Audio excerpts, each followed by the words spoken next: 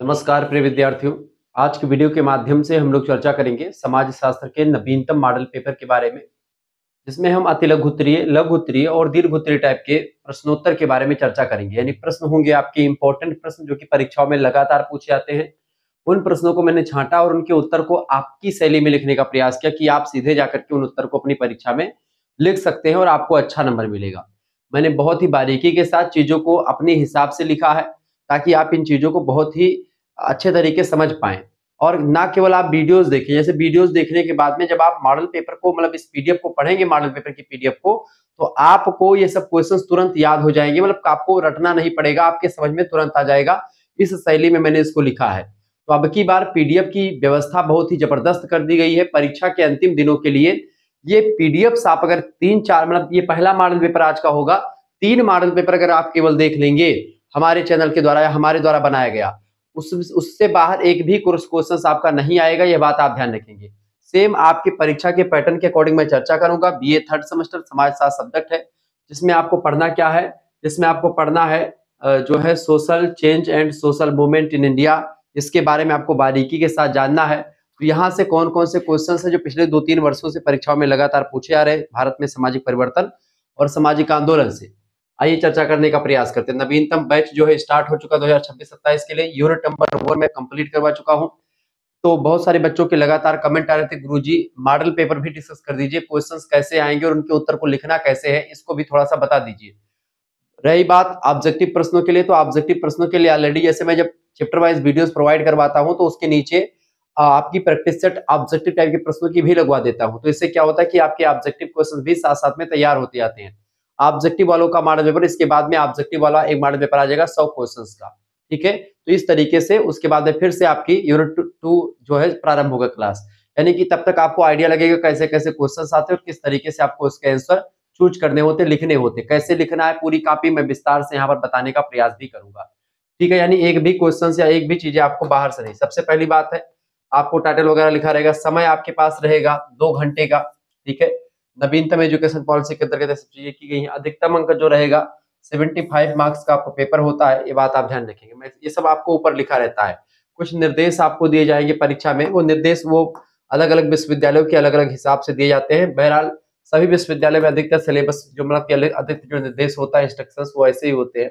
जैसे कि सभी प्रश्नों के उत्तर दीजिए, उत्तर लिखते समय उपयुक्त उदाहरण दीजिए। यानी कि आपको ये तो मैं अपने हिसाब से बता रहा हूँ, ताकि जो है उदाहरण के माध्यम से जब उदाहरण देंगे, जैसे किसी भी चीज को आप बता रहे हैं तो उसका एक उदाहरण अगर आप लिख देते हैं, अच्छा इफेक्टिव उत्तर माना जाता है, एग्जामिनर उस पर अच्छा नंबर देता है। मेरी कई प्रोफेसर से बातचीत होती रहती है, तो उत्तर लेखन के संदर्भ में मैं बहुत बात करता हूँ प्रोफेसर से, क्योंकि बीए के बच्चों को लिखावट वाली परीक्षा में नंबर बहुत कम मिलते हैं। इस मुद्दे को मैंने अलग अलग जगहों पर उठाया। मैंने बनारस हिंदू विश्वविद्यालय से लेकर के राम मनोहर लोहिया, तमाम प्रकार के और विश्वविद्यालयों में, छत्रपति साहू जी महाराज कानपुर विश्वविद्यालय, या ऐसे तमाम प्रकार के विश्वविद्यालय में आप देखेंगे तो वहां तक कई सारे जो है प्रोफेसर से बातचीत जो है होती रहती है। तो उनसे अलग अलग विभाग के, तो जब उनसे बातचीत होती है या फिर कभी फोन से या फिर कभी भी ऐसी बातचीत हुई, तो फिर उसमें क्या होता है कि वो बताते हैं, कई प्रोफेसर, वैसे तो बनारस हिंदू विश्वविद्यालय के काफी प्रोफेसर से हमारा तो वहां पर पढ़ा हूं, तो वहां से ज्यादा संबंध रहा है। तो वो बहुत बड़ी विश्वविद्यालय है, बहुत अच्छा यूनिवर्सिटी है, तो वहाँ के जो प्रोफेसर हैं बहुत उच्च लेवल के प्रोफेसर हैं। वो लोग जो बताते हैं उसके आधार पर मैं एक प्रकार से आपको ये चीजें बताने का प्रयास करता हूँ, जो कि बहुत ही बच्चों के नंबर कम आते हैं बीए में। जब वो बीए ही या एमए हो, जब लिखने की परीक्षा होती है, जब आप उत्तर को अच्छे तरीके से इफेक्टिव लिखते हैं तो अच्छा नंबर मिलता है। तो प्रोफेसर लोग कहते हैं कि एक आध दो क्वेश्चंस को पढ़ा जाता है सर, उसके बाद में उसके आधार पर मूल्यांकन होता है। एक दो क्वेश्चंस के पढ़ने के बाद में लग जाता है कि बच्चा कितने पानी में है, बच्चा क्या कर सकता है। जब भी कभी आप कॉपी में आप पहला उत्तर लिखे तो बहुत इफेक्टिव लिखे, लास्ट वाला उत्तर भी इफेक्टिव लिखे, क्योंकि first impression is the last impression. Impression जमाना है एग्जाम के निगाहों में। अगर आपको बनना है, आपकी कॉपी को अलग दिखना है, तो आपको टॉप अगर करना है तो कॉपी लिखते समय इन तमाम बातों का ध्यान रखना पड़ेगा। कॉपी कैसे लिखनी, इसको लेकर के मैं एक सेपरेट वीडियो बना दूंगा, परेशान मत होइए उसके लिए। तो उत्तर लिखते समय आपको उपयुक्त उदाहरण भी देने चाहिए, और प्रत्येक प्रश्न के अंक जो है समान है, यानी बराबर है, और जो भी है वो दिए गए हैं सामने। ये मैं अपने हिसाब से लिख करके रखा हूँ। प्रश्न पत्र का जो डिवाइडेशन होगा, 3 खंडों में आपका पेपर बटा हुआ होगा। खंड आ की अगर बात की जाए, सेक्शन ए अंग्रेजी में कहेंगे। पेपर अंग्रेजी और हिंदी दोनों भाषाओं में आपको मिलेगा, यह बात आप ध्यान रखेंगे।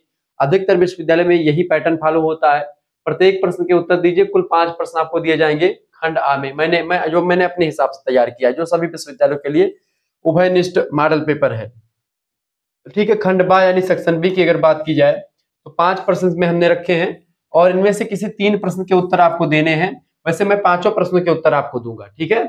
और आपका जो खंड सी है उसमें आपको 3 क्वेश्चंस दिए जाएंगे, किसी 2 प्रश्नों के उत्तर आपको लिखने हैं। ये उत्तर कम से कम 500 शब्दों में आपका होना चाहिए, ये उत्तर कम से कम आपका 250 शब्दों में होना चाहिए और ये उत्तर आपका कम से कम 50 से 100 शब्दों में या 50 शब्दों में होना चाहिए। इस तरीके से आपका इंस्ट्रक्शन दिया जाता है। कुछ विश्वविद्यालय में इसको 50 शब्द, यहाँ पर 5 क्वेश्चन आपको करने पड़ते हैं, 4 क्वेश्चन, तो वहां पर आपको समय सीमा मतलब कि 200 शब्द या फिर 150 शब्द का उत्तर लिखने के लिए बोला जाता है, यानी कि 2 पेज कम से कम, ठीक है। यहाँ पर 500 का मतलब होता है कम से कम 4 पेज, ठीक है।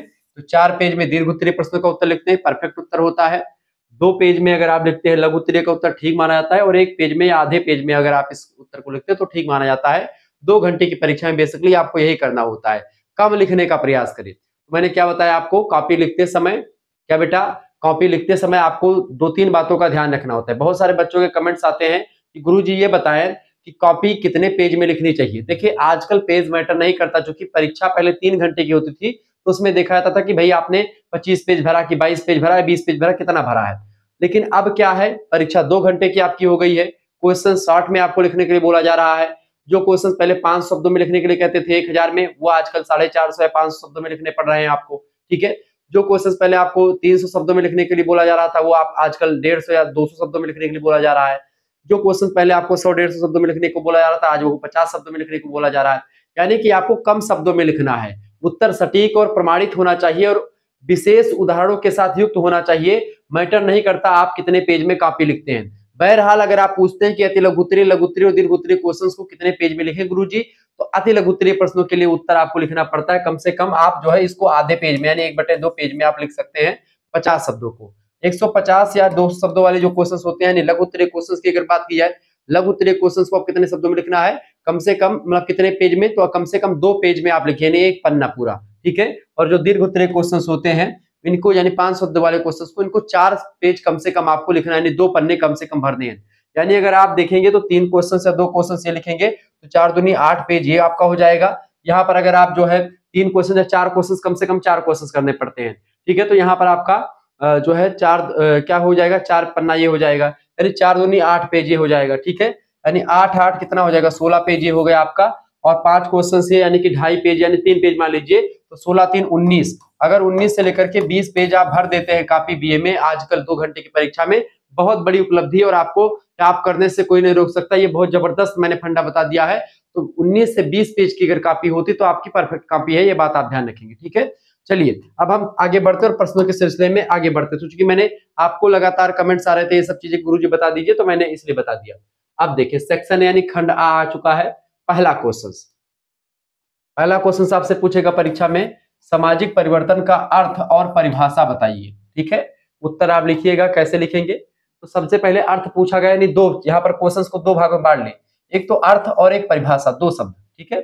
समझे, सामाजिक परिवर्तन का अर्थ हेडिंग डालिएगा, फिर लिखिएगा कि समाज में समय के साथ होने वाले अस्थायी और महत्वपूर्ण बदलाव को ही हम सामाजिक परिवर्तन कहते हैं। ये बदलाव व्यक्ति के विचारों में हो सकते हैं, यह बदलाव व्यक्ति के मूल्यों में हो सकते हैं, सामाजिक मूल्यों में हो सकते हैं, यह बदलाव सामाजिक रीति रिवाजों में हो सकते हैं, यह बदलाव संस्थाओं में सामाजिक हो सकते हैं, ये बदलाव सामाजिक संगठन में होते हैं, यह बदलाव सामाजिक ढांचे में आपको यानी सामाजिक संरचना में दिखाई पड़ते हैं, ठीक है।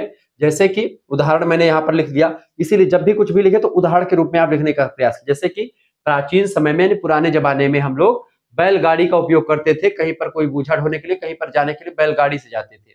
फिर क्या हुआ, समय बदला और आज उसी जगह पर जहां पर हम बैलगाड़ी से जाते थे वहीं पर हम मोटर कार से जाते हैं, हवाई जहाज वगैरह से जाना शुरू कर दिए हैं। कुल मिलाकर के कहने का मतलब है कि आज हम जो है डेवलप हो चुके हैं, हमारा विकास हो चुका है, हमारा बदलाव समाज में आ चुका है। तो इस तरीके से बदलाव का एक उदाहरण आपने दिया, सटीक उदाहरण रहा। इस तरीके से आपको एग्जामिनर जैसे ही इतना पढ़ेगा आपको वो प्रसन्न हो जाएगा। आपको यहाँ पर 2 नंबर का अगर ये है क्वेश्चन, तो आपको 2 नंबर पूरा का पूरा यहाँ पर दे देगा। और जब 2 नंबर दे देगा तो वो समझ जाएगा 1-2 क्वेश्चंस को। अब जब आपके पढ़ेगा, एक अति लघु उत्तरीय पढ़ लिया, 2 लघु उत्तरीय पढ़ लिया या एक दीर्घ उत्तरीय पढ़ लिया, तो उसी में वो आंकड़ा लगा लेता है कि बच्चा जो है कितना टैलेंटेड है। तो जब आप भी लिखें तो एकदम से अपनी भाषा में लिखें, ज्यादा किताबी और सीरीज की भाषा में लिखने का प्रयास ना करें। हमने इसीलिए आपके लिए सरल भाषा का प्रयोग करते हुए यहाँ पर नोट्स तैयार किया है। ये सब नोट्स आपको मिलते रहेंगे। और कैसे नोट्स प्राप्त करना है, मैं इस प्रश्न के उत्तर को बताने के बाद में आपको बताता हूँ कि नोट्स कैसे प्राप्त करें शुक्ला एसडी पॉइंट का। मैकाइबर और पेज, मैकाइबर पेज बहुत बड़े विद्वान है और समाज शास्त्रियों में इनका नाम अग्रगण्य है, यानी कि बहुत नंबर 1 पर लिया जाता है। कहते हैं कि सामाजिक परिवर्तन समाज की सामाजिक संरचना में, सामाजिक संरचना कौन, सामाजिक मूल्य, सामाजिक रीति रिवाज, सामाजिक संगठन, सामाजिक ढांचा, सामाजिक परंपरा, ये सब जो है सामाजिक मूल्य, सामाजिक संरचना के अंतर्गत आती हैं। तो ऐसा परिवर्तन, सामाजिक परिवर्तन समाज की सामाजिक संरचना में होने वाला परिवर्तन है जो मानव संबंधों और व्यवहार को प्रभावित करता है। क्योंकि जब मनुष्य के जो समाज है, जो मनुष्य को प्रभावित करता है, उसका ढांचा ही बदल जाएगा तो मनुष्य का व्यवहार और मनुष्य का जो है संबंध भी बदल जाएगा। क्योंकि समाज क्या है, सामाजिक संबंधों का जाल है। मैकाइबर पेज ही कहते हैं कि समाज सामाजिक संबंधों का जाल है और जब इसी जाल में परिवर्तन होता है तो वही सामाजिक परिवर्तन कहा जाता है। ये चीजें मैंने आपको समझा रखी, चैप्टर नंबर 1 में आप विस्तार से देखिएगा। दूसरे विद्वान की परिभाषा, गिलिन और गिलिन। आप चाहे तो परिभाषा जो है लिख सकते हैं इन विद्वानों के अनुसार, अगर नहीं याद हो रही तो आप अपनी परिभाषा अपने हिसाब से भी लिख सकते हैं, लेकिन एक आध विद्वानों की परिभाषा आप लिख देंगे तो बेटर होगा। दीर्घ उत्तरीय में एक आध विद्वानों की परिभाषा जरूरी होती है, 2 विद्वानों।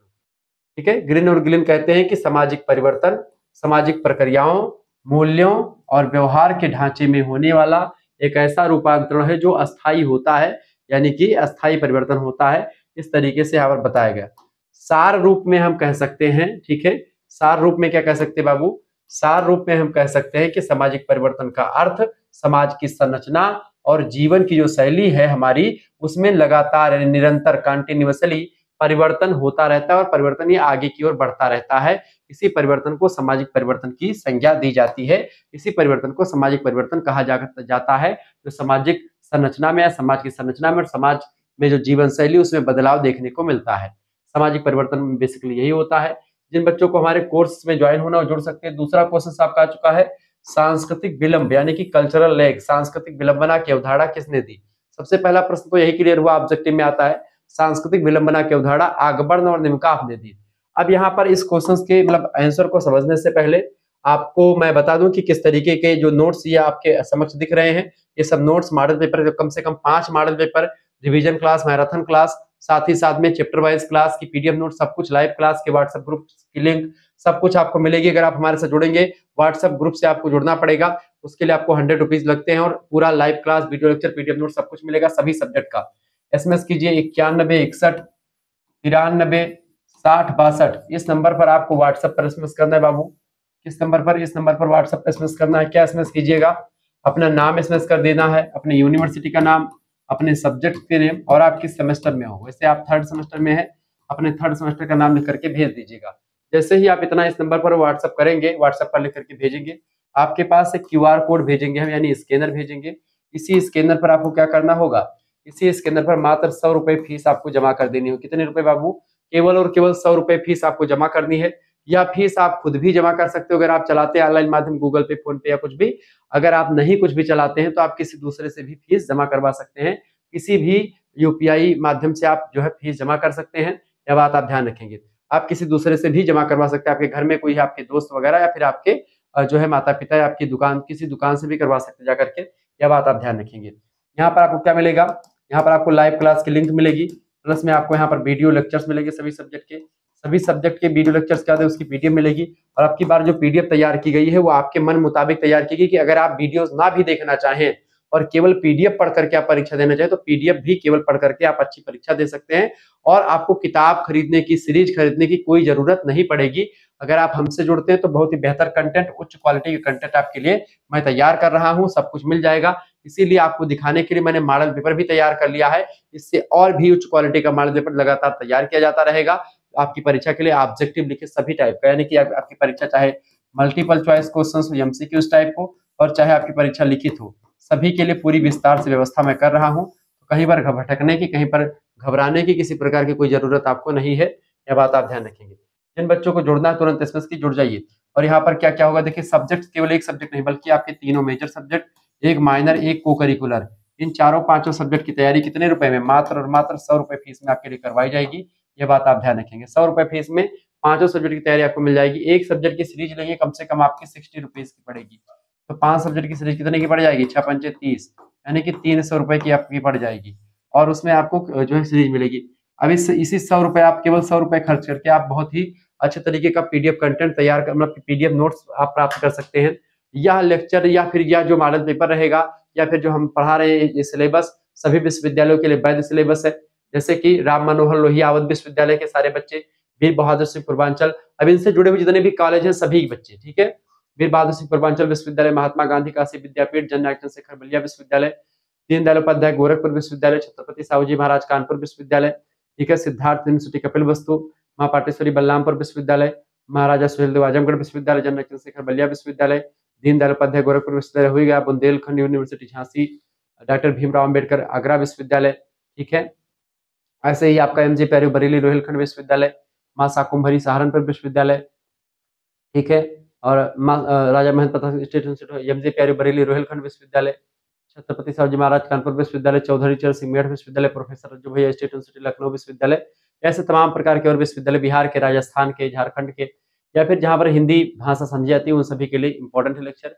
यह बात आप ध्यान रखेंगे। चलिए तुरंत एसएमएस कीजिए इस नंबर पर, तुरंत हमारे साथ जुड़ जाइए।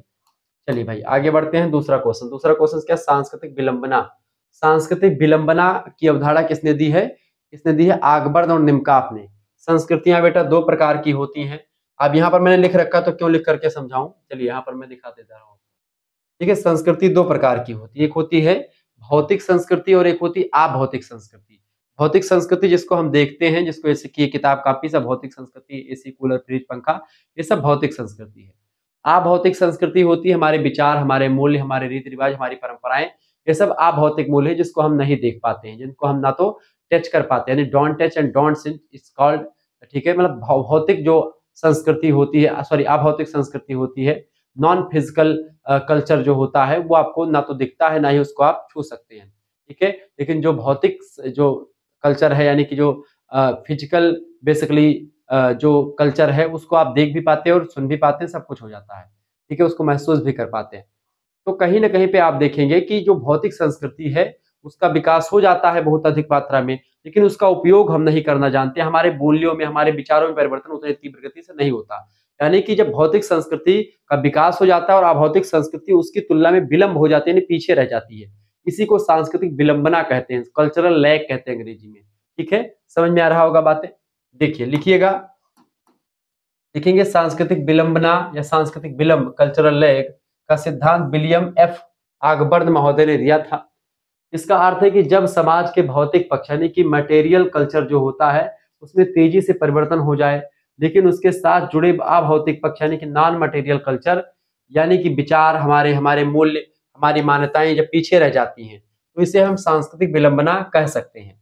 उदाहरण के रूप में अगर हम समझना चाहें या समझाना चाहें आपको, सांस्कृतिक विलंबना क्या होती है बाबू, देखिए विज्ञान ने मोबाइल का आविष्कार कर दिया, इंटरनेट दे दिया, किसने, विज्ञान ने दे दिया, परंतु समाज में इसके उचित उपयोग की समझ और नैतिकता उतनी तेजी से विकसित नहीं हो पाई। सामाजिक विकास तो पहले हो गया, लेकिन उसको यूज करना हम बहुत दिनों बाद सीखे। लगातार हम धीरे धीरे सीखते ही जाते हैं, यानी अचानक से देखिए मोबाइल का विकास अचानक से होगा, कंप्यूटर का विकास अचानक से होगा, लेकिन कंप्यूटर के बारे में हम उतना जानकारी तुरंत नहीं जान पाते, उसके धीरे धीरे करके फिर उसके बारे में हम जानते रहते। सारे बच्चे या सारे लोग नहीं जान पाते इकट्ठा, तो यही होता है सांस्कृतिक विलंबना। दूसरा उदाहरण समझे, जैसे कि test tube baby. Test tube baby आजकल जैसे जिसको बोलते हैं, या फिर क्लोनिंग जैसी वैज्ञानिक खोजें आज हो चुकी हैं, पर समाज इन्हें नैतिक दृष्टि से स्वीकार करने में समय लेता है, इसको स्वीकार नहीं करता है। यहाँ पर सांस्कृतिक विलंबना की भाई ये आधुनिक चीजें आ चुकी हैं, टेस्ट ट्यूब बेबी वगैरह, लेकिन इसको लोग जो है हम नहीं यूज कर पाते या फिर इसको नहीं यूज करते समाज में, चूंकि इसके लिए अभी समाज उसको एक्सेप्ट नहीं करता है हमारा, ठीक है। तो इस तरीके की ये सांस्कृतिक विलंबना हो जाती है कि भाई हमारे जो चीजें हैं, हमारे जो उपकरण है, भौतिक पक्ष है, वो तो आगे बढ़ गया है, लेकिन उसको उपयोग करना है, फिर उसको लागू करना हम अपने आप पे अभी फिर धीरे धीरे कम सीख पाते हैं। तो इसी को क्या बोलते हैं, इसी को सांस्कृतिक विलंबना बोलते हैं। अकबर निमकाब ने इसी सांस्कृतिक विलंबना को बहुत ही बारीकी के साथ समझाया है, ठीक है। सांस्कृतिक विलंबना की अगर बात की जाए तो सांस्कृतिक विलंबना लिखिएगा, सांस्कृतिक विलंबना यह दर्शाता है कि भौतिक और अभौतिक संस्कृति का विकास समान गति से नहीं होता है, यानी भौतिक संस्कृति तीव्र गति से विकास करती है और अभौतिक संस्कृति धीमे गति से विकास करती है। इसी को सांस्कृतिक विलंबना कहते हैं। सांस्कृतिक विलंबना, संस्कृति दुई ठू होती, भौतिक अभौतिक। भौतिक माने जो दिखाई पड़े, जका आप छू सको, जका आप जैसे यूज कर सको, वो है भौतिक। अभौतिक माने जैसे विचार, रीति रिवाज, परंपरा, रूढ़ी, ये सब अभौतिक हुए। तो भौतिक सांस्कृतिक विकास होगा, अभौतिक सांस्कृतिक विकास नहीं भा, तो यह होगा का सांस्कृतिक विलंबना। ठीक है, किसने किए दी नहीं भैया? आगबर्न, और मतलब आगबर ने ही दिया है, निम्का आपने नहीं। ठीक है, आगबर्न महोदय ने दिया। अगला क्वेश्चन साथ देखिए, तीसरा नंबर प्रश्न आपके स्क्रीन पर आ चुका है। मजा आ रहा है पढ़ने में तो प्लीज वीडियो को लाइक कर दीजिएगा, चैनल पर नए तो सब्सक्राइब कर दीजिएगा। सामाजिक आंदोलन किसे कहते हैं? देखिए, सामाजिक आंदोलन की अगर बात की तो अंग्रेजी में इसको सोशल मूवमेंट कहा जाता है। सोशल मूवमेंट वह प्रक्रिया है जिसके माध्यम से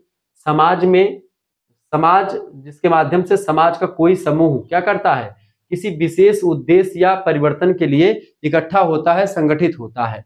ठीक है, और कार्य करता है संगठित होकर के। यानी सामाजिक आंदोलन क्या होता है? एक ऐसी प्रक्रिया जिसके माध्यम से समाज का कोई समूह या किसी विशेष उद्देश्य या किसी परिवर्तन करने के लिए सब इकट्ठा होकर के और जो है क्या करते हैं, उस जो है चीजों को बदलने का काम करते हैं, उसको जो है बदलने का काम करते हैं, उस सिचुएशन को या फिर उस उद्देश्य को पूरा करने का प्रयास करते हैं। यह असंतोष या अन्याय के खिलाफ सामूहिक प्रतिक्रिया होती है। ठीक है, जैसे अगर कोई अन्याय कर रहा तो उसके खिलाफ आंदोलन करना हुआ, या असंतोष से किसी जो है नियम कायदे को लेकर के सरकार के द्वारा कोई नियम बनाया गया उसका विरोध करना है, तो भी जो है मूवमेंट किया जाता है, आंदोलन होता है। जैसे गांधी जी ने तमाम प्रकार के आंदोलन किया, आपने देखा होगा, असहयोग आंदोलन, दांडी यात्रा।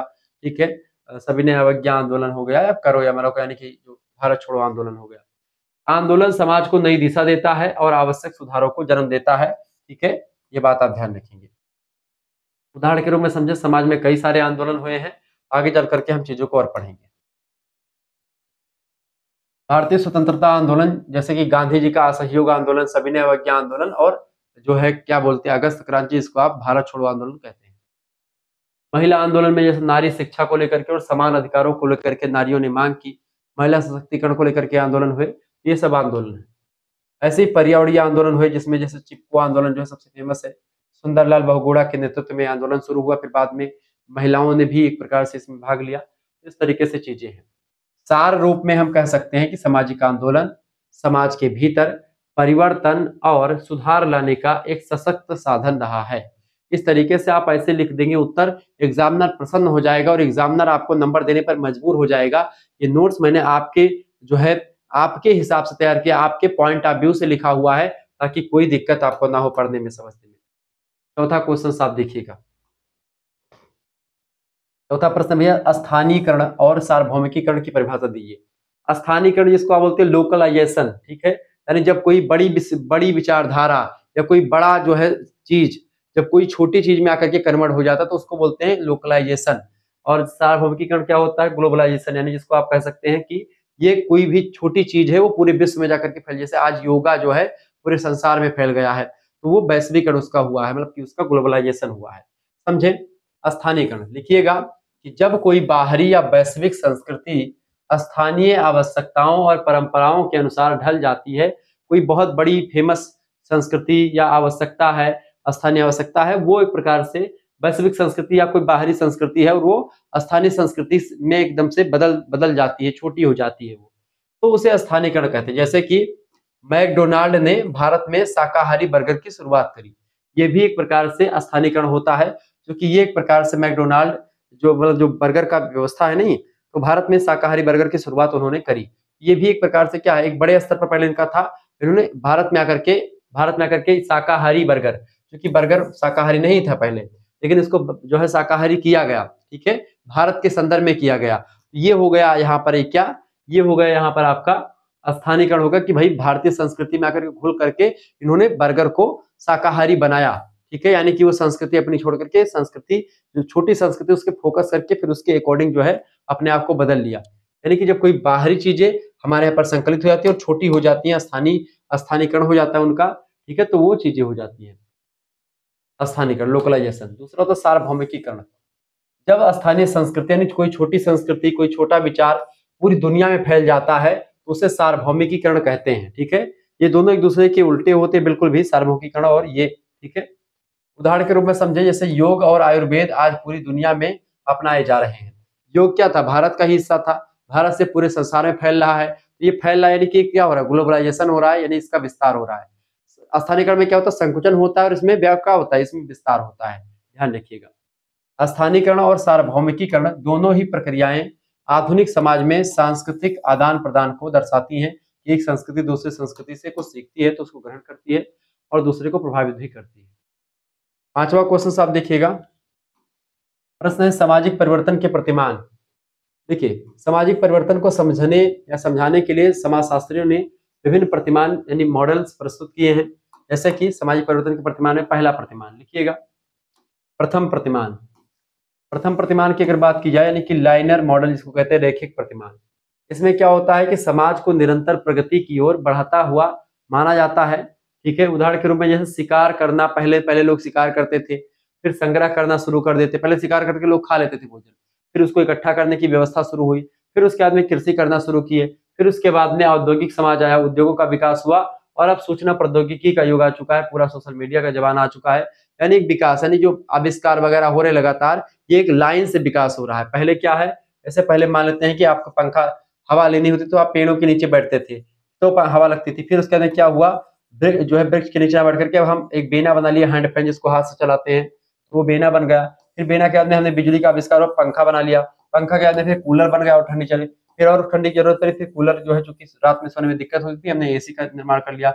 अब एसी से आगे भी कुछ ऐसा चीज आएगा जो एसी का भी बाप होगा, एसी से भी आगे होगा। यानी लगातार ये क्या हो रहा है, निम्नता से उच्चता की ओर लगातार बढ़ रहा है। ठीक है, क्या हो रहा है, ये बढ़ रहा है लगातार। ठीक है, ये होता है एक रेखा में चलता है परिवर्तन। ठीक है, वो होता है प्रथम प्रतिमान। द्वितीय प्रतिमान होता है सामाजिक परिवर्तन का, इसको आप साइक्लिक मॉडल कहते हैं, उतार चढ़ाव प्रतिमान। जैसे समाज का विकास रेखीय नहीं, इसमें बल्कि चक्रीय होता है। सभ्यता उठती है, चरम पर पहुंचती है और फिर से पतन की ओर पहुंच जाती है, फिर से सभ्यता उठती है। यानी जैसे रोमन सभ्यता का उत्थान हुआ फिर पतन हुआ, ठीक है, इस तरीके से। या फिर जनसंख्या मान लेते कभी घटती है कभी बढ़ती है, इस तरीके से चलती रहती है। ठीक है, या फिर आप मान लेते कोई मौसम है बदल करके फिर वहीं पर आ जाता है। तृतीय प्रतिमान है आपका तरंगीय प्रतिमान या फिर वेव मॉडल कह सकते हैं। परिवर्तन को समुद्र की तरंगों की तरह समझा जाता है, कभी तेज कभी गति से कभी धीमी गति से। जैसे कि औद्योगिक क्रांति के बाद अचानक परिवर्तन हुआ, फिर स्थिरता आ गई, फिर परिवर्तन हुआ, फिर स्थिरता आ गई। या फिर जनसंख्या मान लेते आज बढ़ी है, फिर घट जाएगी, फिर बढ़ेगी, फिर घट जाएगी, इस तरीके से तरंग में चलता है। और सेकंड वाला प्रतिमान जो है साइकिल में चलता है, जैसे कि मान लेते हैं आज ठंडी आई, फिर गर्मी आएगी, फिर बरसात, फिर ठंडी, फिर गर्मी, बरसात, यानी मौसम का बदलना। या फिर जन्म मृत्यु देख लेना कि आज जन्म हुआ है, कल आप बड़े होंगे, फिर वृद्धावस्था में जाएंगे, फिर उसके बाद मृत्यु हो जाएगी, फिर पैदा होंगे, फिर छोटे, फिर बड़े, फिर प्रौढ़ावस्था, फिर वृद्धावस्था, फिर मृत्यु। ठीक है, तो वो साइकिलिक हो गई, एक चक्रीय। चक्रीय परिवर्तन सेकंड प्रतिमान, लाइनर परिवर्तन रेखीय परिवर्तन प्रथम प्रतिमान और तरंगीय परिवर्तन तृतीय प्रतिमान में शामिल हो जाता है। ये प्रतिमान हमें यह समझने में मदद करते हैं कि सामाजिक परिवर्तन किस प्रकार विभिन्न दिशाओं और गति से होता है। इस प्रकार से आप लोगों ने 5 अति लघुत्तरीय प्रश्नों को देखा। अब दूसरा खंड आपकी स्क्रीन पर आ चुका है, सभी लोग देखने का प्रयास करेंगे।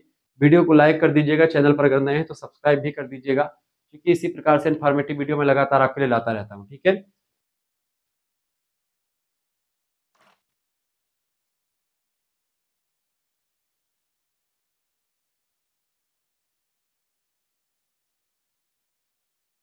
समझे भैया। खंड बी का पहला यानी लघुत्तरीय क्वेश्चन है, इसको कैसे लिखना है समझने का प्रयास करेंगे। सामाजिक परिवर्तन और सामाजिक विकास में क्या अंतर है बताइए, समझे। देखिएगा भैया, सामाजिक परिवर्तन और सामाजिक विकास दोनों समाजशास्त्र के अत्यंत महत्वपूर्ण सिद्धांत है। दोनों का संबंध समाज में होने वाले बदलावों से ही होता है, परंतु इन दोनों की जो प्रकृति है यानी नेचर है, इन दोनों की जो स्वरूप है यानी स्ट्रक्चर, और इनका जो एम है उद्देश्य, उनमें अंतर होता है। ठीक है, ये अंतर क्या है इसको हम समझने का प्रयास करते हैं। सबसे पहले हम सामाजिक परिवर्तन के अर्थ को समझेंगे, फिर उसके बाद सामाजिक विकास के अर्थ को समझेंगे, फिर उसके बाद चीजें हम आगे बढ़ेंगे। ठीक है, समझिए इसको। देखिए, सामाजिक परिवर्तन का अर्थ, सामाजिक परिवर्तन के अर्थ की बात की जाए बेटा तो सामाजिक परिवर्तन का अर्थ है समाज की संरचना, संस्थाओं, विचारों, मान्यताओं और व्यवहार में समय के साथ साथ होने वाला अस्थायी परिवर्तन ही सामाजिक परिवर्तन कहा जाता है। उदाहरण के रूप में जैसे परिवार की संरचना, संयुक्त परिवार पहले था, अब एकल परिवार की ओर लगातार समाज बढ़ रहा है, यानी कि परिवार जो है एकल हो रहे हैं, न्यूक्लियर फैमिली ज्यादा बढ़ रही है, संयुक्त परिवार कम हो रहे हैं। नारी की स्थिति में परिवर्तन हुआ, नारी की स्थिति में सुधार हुआ है दिन प्रतिदिन। शिक्षा का प्रसार हुआ है, ये सब हुआ है बेटा। तो ये सब क्या है, ये एक प्रकार का परिवर्तन है सामाजिक। जबकि सामाजिक विकास की अगर बात की, इसका अर्थ क्या होता है, देखिए सामाजिक विकास जो होता है, सोशल डेवलपमेंट, समाज में होने वाले परिवर्तन जो केवल बदलाव ना होकर के प्रगति यानी कि प्रोग्रेस की दिशा में आगे बढ़ता है। यानी सामाजिक परिवर्तन जो होता है वो हमेशा जो है अच्छा ही नहीं होता, सामाजिक परिवर्तन बुरा भी हो सकता है। सामाजिक परिवर्तन सकारात्मक भी होता है यानी कि पॉजिटिव भी होता है, और नेगेटिव भी होता है यानी कि नकारात्मक भी हो सकता है। लेकिन जब हम बात करते हैं बेटा किसकी, सामाजिक डेवलपमेंट की, तो सामाजिक डेवलपमेंट जो होता है, सोशल डेवलपमेंट, सामाजिक विकास, वो हमेशा निम्नता से उच्चता की ओर ही होता है। इसमें प्रगति को भी शामिल करते हैं, प्रोग्रेस होता है समाज का, प्रोग्रेस, समाज निम्नता से उच्चता की ओर बढ़ता जाता है। ठीक है, ये बात आप ध्यान रखिए। उदाहरण के रूप में ये समझें, जैसे जाति व्यवस्था में कठोरता पहले थी, ठीक है, अब जाति व्यवस्था में क्या आ चुकी है, समानता आ गई है, और मतलब की समानता की ओर बढ़ना, साक्षरता दर का बढ़ना, आजकल हम पढ़े लिखे हो रहे, पहले हम कम पढ़े लिखे होते थे, तो आज पढ़े लिखे, लोकतंत्र का विस्तार हो रहा है। ये सब क्या है, ये सब ऐसे परिवर्तन है समाज के जो कि एक अच्छे दिशा में होते हैं, एक प्रोग्रेस की दिशा में होते हैं। तो ये सामाजिक विकास होता है, सोशल डेवलपमेंट होता है। सामाजिक विकास जो होता है बेटा, इस सामाजिक परिवर्तन के अंतर्गत ही शामिल होता है, सामाजिक परिवर्तन का एक पार्ट है या एक इकाई के रूप में काम करता है। यह बात आप ध्यान रखिएगा। आगे बढ़ते हैं, मुख्य अंतर को देख लेते हैं कि दोनों के बीच में क्या डिफरेंस है, मुख्य डिफरेंसेस दोनों में। देखिए परिभाषा के आधार पर, पहले परिभाषा के आधार पर अंतर देखिए।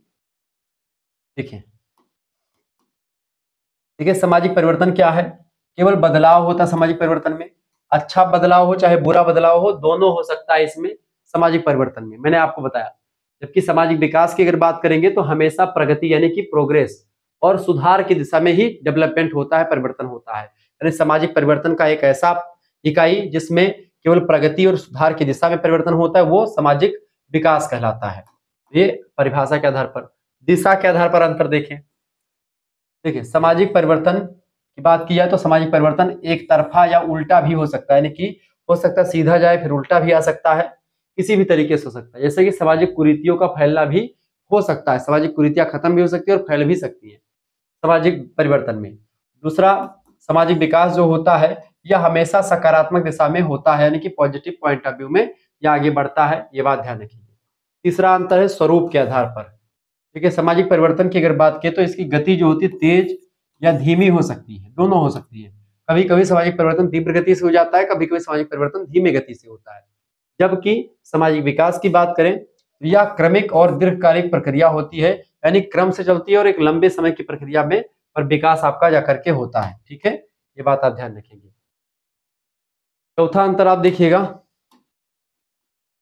चौथा अंतर उदाहरण देखिए, सामाजिक परिवर्तन यानी विवाह की आयु में कमी बढ़ोतरी जो होता है, ये सामाजिक परिवर्तन में आपको दिखाई पड़ता है। विवाह की आयु में आजकल कमी हो रही है, तब कमी और बढ़ोतरी होना, क्या कमी भी हो सकती है, बढ़ोतरी भी हो सकती है। सामाजिक विकास में क्या, महिला शिक्षा का विस्तार हो रहा है, ये सब इसका मतलब कि उदाहरण के रूप में आप समझ सकते हैं अंतर में। ठीक है, निष्कर्षतया हम कह सकते हैं बाबू, क्या कह सकते हैं निष्कर्षतया में हम, कि सामाजिक परिवर्तन एक व्यापक अवधारणा है, एक बड़ी अवधारणा है, जिसमें हर प्रकार का बदलाव शामिल हो जाता है, चाहे अच्छा हो चाहे बुरा हो। सामाजिक विकास सामाजिक परिवर्तन का ही एक हिस्सा होता है, एक भाग होता है, परंतु इसमें केवल सकारात्मक और उन्नतिशील बदलाव को दिखाया जाता है। सामाजिक परिवर्तन में सकारात्मक पॉजिटिव पॉइंट ऑफ व्यू ही इसमें होता है। ठीक है, तो ये इसका उत्तर हो गया, आप लिख दीजिएगा आराम से। इस प्रकार कहा जा सकता है कि हर सामाजिक विकास एक सामाजिक परिवर्तन होता है, लेकिन हर सामाजिक परिवर्तन सामाजिक विकास नहीं होता, क्योंकि सामाजिक परिवर्तन जो होता है अच्छा होता है और बुरा भी होता है, जबकि सामाजिक विकास बुरा नहीं होता, केवल अच्छे की ओर ही सोचता है। इस तरीके से आपने लघु उत्तरीय प्रश्नों के पहले उत्तर को देखा, पहले प्रश्न के उत्तर को। अब दूसरा उत्तर समझने का प्रयास करते हैं। चलिए, दूसरा प्रश्न आपके स्क्रीन पर आ चुका बाबू। दूसरा प्रश्न, संस्कृतिकरण और पश्चिमीकरण में क्या अंतर होता है। संस्कृतिकरण को अंग्रेजी में जो है कल्चरलाइजेशन बोलते हैं, और पश्चिमीकरण को अंग्रेजी में पाश्चात्यकरण यानी कि आप बोल सकते हैं, ठीक है, वेस्टर्नाइजेशन। ठीक है, देखिए सामाजिक परिवर्तन की प्रक्रिया में भारत में दो महत्वपूर्ण अवधारणाएं सामने आती हैं। पहली, संस्कृतिकरण के द्वारा परिवर्तन, यानी जब हम क्या करते हैं, कोई उच्च जाति मतलब कोई निम्न जाति का व्यक्ति उच्च जातियों के जो है कपड़े, पहनावा, ओढ़ावा, रीति रिवाज को फॉलो करके उससे सीख लेता है और बदल लेता है अपने आप को, तो वो होता है संस्कृतिकरण। लेकिन जब पाश्चात्यकरण की बात करते हैं यानी वेस्टर्नाइजेशन की, इसमें होता क्या कि हम यानी भारत के देश के लोग जो पश्चिम के देश है, जैसे यूरोप के तमाम सारे देश हैं, फ्रांस, इटली, जर्मनी, ठीक है, और आपका इंग्लैंड या और तमाम देश है, अमेरिका वगैरह, इनसे देख करके हम सीखते हैं, तो वो होता है आपका पाश्चात्यकरण यानी कि पश्चिमीकरण, जिसको आप कह सकते हैं। दोनों ही समाज को नई दिशा देते हैं, लेकिन इनके स्वरूप अलग अलग हैं। संस्कृतिकरण किसे कहते हैं? देखें, संस्कृतिकरण की बात की जाए तो इस शब्द को समाजशास्त्री एम.एन. श्रीनिवास ने बहुत अच्छे तरीके से परिभाषित किया है। संस्कृतिकरण, आधुनिकीकरण, पाश्चात्यकरण, इन सभी विचारधाराओं को एम.एन. श्रीनिवास ने ही दिया है। इसका अर्थ है कि निम्न जातियों या वर्गों के द्वारा ऊंची जातियों की जीवन शैली को अपनाना, रीति रिवाज को अपना लेना, भाषा और आचरण को अपना लेना, इसी को बोलते हैं क्या? संस्कृतिकरण। उदाहरण के रूप में जैसे अनुसूचित जातियों के द्वारा ब्राह्मणों की पूजा पद्धति अपनाना या उनके जैसे व्यवहार करना, उनके जैसे सब कुछ करना, रीति रिवाज फॉलो करना, ये सब होता है। फिर धीरे धीरे करके 100-150 सालों तक फॉलो करेंगे, उसके बाद में फिर वो ब्राह्मण बन जाते हैं या फिर वो क्षत्रिय बन जाते हैं, फिर वो वैश्य यानी जिस जाति में बनना चाहते हैं वो बन जाते हैं। लगातार जब उन्हीं के जैसा व्यवहार करना प्रारंभ कर देते हैं तो आने वाले समय में भी उनका जो है जाति भी हो सकता है बदल जाए। ये संस्कृतिकरण के उदाहरण एम.एन. श्रीनिवास ने दी, ये बात आप ध्यान रखिए। पश्चिमीकरण क्या है? पश्चिमीकरण की अगर बात करें तो भारतीय समाज के द्वारा पश्चिमी देशों यानी विशेष करके ब्रिटेन की बात की जाए, उसकी जीवन शैली, शिक्षा, कानून, तकनीकी और संस्कृति को जब हम अपनाते हैं तो वो होती है पश्चिमीकरण के उदाहरण। ठीक है,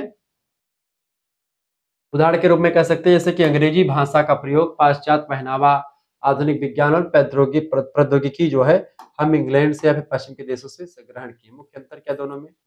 सबसे पहले देखेंगे अंतराधार के आधार पर अंतर। देखिए, संस्कृतिकरण जो होता है भारतीय परंपरागत उच्च जातियों की संस्कृति पर आधारित है। किसके? भारतीय परंपरागत उच्च जातियों की संस्कृति पर आधारित है, उन्हीं संस्कृतियों को निम्न जाति के लोग अपनाते हैं। पश्चिमीकरण क्या है? पश्चिमी सभ्यता और आधुनिकता पर आधारित होता है। ठीक है, प्रभाव के आधार पर अंतर। संस्कृतिकरण की बात की है तो धार्मिक और सामाजिक रीति रिवाजों में बदलाव यहाँ पर दिखाई पड़ता है संस्कृतिकरण में, जबकि पश्चिमीकरण में क्या होता है? शिक्षा में बदलाव, राजनीति में, तकनीकी में और जीवन शैली में बदलाव आपको देखने को मिल जाता है। तीसरा अंतर आप देखिएगा, परिणाम के आधार पर अंतर। संस्कृतिकरण देखिए जातिगत ऊंच नीच को बढ़ावा भी दे सकता है। पश्चिमीकरण की अगर बात की तो समानता, लोकतंत्र और आधुनिक मूल्यों को प्रोत्साहन देता है। ये यानी समानता को, लोकतंत्र को, आधुनिक मूल्यों को बढ़ावा देता है पश्चिमीकरण, जबकि संस्कृतिकरण जो है वो जातिगत ऊंच नीच को बढ़ावा भी दे सकता है, ऐसा कह सकते हैं। ठीक है, निष्कर्षतः हम कह सकते हैं कि संस्कृतिकरण भारतीय परंपरा पर आधारित परिवर्तन है, जबकि पश्चिमीकरण आधुनिक और वैश्विक प्रभाव का परिणाम है। दोनों ने मिलकर के भारतीय समाज को एक नई दिशा दी है और परिवर्तन जो समाज में होने चाहिए उसको किया है। तीसरा क्वेश्चन आपकी स्क्रीन पर आ चुका है, दलित आंदोलन पर टिप्पणी कीजिए। देखिए, दलित आंदोलन की अगर बात करें, दलित आंदोलन भारतीय समाज के इतिहास का एक महत्वपूर्ण सामाजिक आंदोलन रहा है। यह आंदोलन जातिगत भेदभाव को लेकर के किया गया, अस्पृश्यता यानी कि छुआछूत को खत्म करने के लिए, सामाजिक अन्याय के खिलाफ जो है शुरू किया गया ताकि सामाजिक न्याय मिल सके और सभी को बराबर का दर्जा मिल सके। इसका उद्देश्य था दलितों को समान अधिकार दिलवाना, दलितों को शिक्षित करना, सम्मान और राजनीतिक भागीदारी में जो है दिलवाना। इसका इस उद्देश्य मतलब किस जो है दलित आंदोलन के उद्देश्य थे, ये बात आप ध्यान रखेंगे। इसके प्रमुख नेता और प्रमुख आंदोलन जो रहे दलित आंदोलनों में वो कौन कौन से रहे? जैसे कि महात्मा ज्योतिबा फूले दलितों के लिए शिक्षा और सामाजिक सुधार के लिए जाने जाते हैं। डॉक्टर भीमराव अंबेडकर जी दलित आंदोलन के सबसे बड़े नेता, उन्होंने संविधान में समानता और आरक्षण की व्यवस्था तक कराई। और इसके साथ ही साथ में आप देखते हैं ये बड़े विद्वान आदमी थे डॉक्टर भीमराव अंबेडकर, ये बात आप ध्यान रखिएगा। अगली बात है दलित पैंथर्स आंदोलन 1972 ईस्वी में हुआ महाराष्ट्र में। दलित अधिकारों की आवाज बुलंद करने वाला ये संगठन था दलित पैंथर्स। तो इस तरीके से तमाम प्रकार के आंदोलन जो है हुए हैं दलितों को लेकर के। उपलब्धियां क्या रही इन आंदोलनों की? देखिए, आरक्षण की व्यवस्था जो है इससे हासिल कर पाए ये लोग। इसके अलावा शिक्षा और रोजगार में अवसर मिला इनको, साथ ही साथ में राजनीतिक जागरूकता और प्रतिनिधित्व तो सामने आया। निष्कर्षतः हम कह सकते हैं कि दलित आंदोलन ने भारतीय समाज को समानता और न्याय की दिशा में आगे बढ़ाया। यह आंदोलन आज भी सामाजिक चेतना और लोकतांत्रिक अधिकारों की लड़ाई का प्रतीक माना जा सकता है। इस तरीके से आप लिख सकते हैं। चौथा क्वेश्चन आ चुका है, चौथे प्रश्न का उत्तर क्या होगा फटाफट से आप बताने का प्रयास करेंगे। प्रश्न, सामाजिक परिवर्तन के सांस्कृतिक कारकों का वर्णन कीजिए। देखिए, सामाजिक परिवर्तन के सांस्कृतिक कारक कौन कौन से हो सकते हैं, फटाफट से आप बताने का प्रयास करेंगे। देखिए, सामाजिक परिवर्तन को प्रभावित करने वाले कई कारक हैं, उनमें से सांस्कृतिक कारक जैसे कल्चरल फैक्टर सबसे महत्वपूर्ण माने जाते हैं। आइए उन कल्चरल जो कारक हैं, सांस्कृतिक कारक हैं सामाजिक परिवर्तन को लेकर के, उनको समझने का प्रयास करते हैं। ये सभी को वैसे मैंने आपको बता भी रखा है, आप देखेंगे यूट्यूब पर चैप्टर वाइज वीडियोस में ये प्रोवाइड करवा रहा हूँ, उसमें आपको मिलेगा। पहली मान्यता, देखिए मान्यताएं और मूल्य। मान्यताएं और यानी वैल्यूज एंड जो मतलब कि बिलीफ्स होते हैं, ये भी संस्कृति के ही अंग होते हैं, कल्चर के ही अंग है। समाज की धार्मिक और नैतिक धारणाएं परिवर्तन को प्रभावित करती हैं। उदाहरण के रूप में जैसे कि सती प्रथा का उन्मूलन हुआ, तो समाज पर इसका जो है गहरा प्रभाव पड़ा। शिक्षा में परिवर्तन आप देखेंगे। शिक्षा शिक्षा व्यक्ति को नए विचार और वैज्ञानिक दृष्टिकोण देती है। उदाहरण के रूप में महिला शिक्षा ने भारतीय समाज में नारी की स्थिति को मजबूत किया, बदलाव किया। तो कहीं ना कहीं पे सांस्कृतिक कारकों की वजह से ही बदलाव होता है। नारियों ने मतलब कि स्त्रियों ने पढ़ना शुरू कर दिया, तो समाज में बदलाव तो आएगा ही। भाषा और साहित्य के हिसाब से बदलाव, देखिए नई विचारधारा और ज्ञान साहित्य के माध्यम से फैलता है, ये बात आप ध्यान रखेंगे। ये भी एक जो है सांस्कृतिक कारक रहा बदलाव का। कौन सा? भाषा और साहित्य। सांस्कृतिक संपर्क, कल्चरल कॉन्टेक्ट, दूसरे समाजों में संपर्क से क्या होता है, नए नए विचार आदान प्रदान होते हैं। तमाम विचार यहाँ से जाते हैं, वहां से आते हैं, प्रथाएं सीखते हैं एक दूसरे की। उदाहरण के रूप में जैसे पाश्चात्य संस्कृति का प्रभाव हमारे भारतीय संस्कृति पर पड़ा। इसके अलावा मीडिया और संचार, यानी मीडिया एंड कम्युनिकेशन, जैसे कि टीवी के द्वारा, इंटरनेट, सोशल मीडिया, इन सभी लोगों ने समाज में तीव्र गति से परिवर्तन ला दिया है। आज सांस्कृतिक कल्चरल में आप देखते कहीं का भी कल्चर हो, आप दक्षिण भारत के कल्चर से लेकर के दुनिया के सभी कल्चर को आप घर पे बैठ करके अपने देख सकते हैं, समझ सकते हैं। ठीक है, निष्कर्षतः कह सकते हैं कि सांस्कृतिक कारक समाज को दिशा देने और नए मूल्य स्थापित करने में सबसे प्रभावशाली भूमिका की जो है निभाता है। यह बात आप ध्यान रखेंगे। ये हो गया आपका सामाजिक परिवर्तन के सांस्कृतिक कारक। अगला क्वेश्चन है पर्यावरणीय आंदोलनों पर चर्चा कीजिए। किस पर भैया? पर्यावरणीय आंदोलनों पर चर्चा कीजिए। देखिए पर्यावरणीय आंदोलन, इन्वायरमेंटल मूवमेंट। पर्यावरणीय आंदोलन यानी इन्वायरमेंटल मूवमेंट वे आंदोलन है जिनका उद्देश्य प्राकृतिक संसाधनों की रक्षा करना हो गया। इसके साथ साथ पर्यावरण का संतुलन बनाए रखना और प्रदूषण को रोकने के लिए तमाम प्रकार के आंदोलन लगातार किए गए समय समय पर। भारत में कई सारे पर्यावरणीय आंदोलन किए गए हैं जो कि पर्यावरण की गुणवत्ता को, पर्यावरण के जो है संतुलन को और पर्यावरण प्रदूषण को और पर्यावरण संसाधनों की रक्षा करने के लिए किया गया है।